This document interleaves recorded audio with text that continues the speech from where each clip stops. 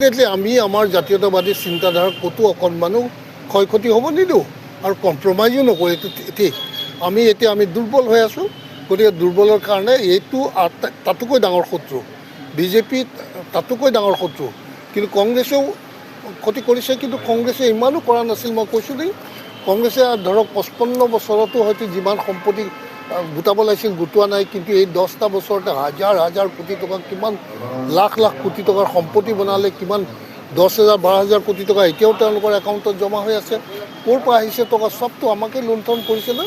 চব চৰকাৰী ৰাইজৰ টকা লুণ্ঠন লুটপাট কৰি পেলাই পুঁজিপতিৰ হাতত চব গতাই দিছে। এতিয়া আমি ক'ত খাই বৈ থাকিম? আমাৰ ল'ৰা ছোৱালীয়ে ক'ত খাই বৈ থাকিব? এইটোতো আমি চিন্তা কৰিব লাগিব।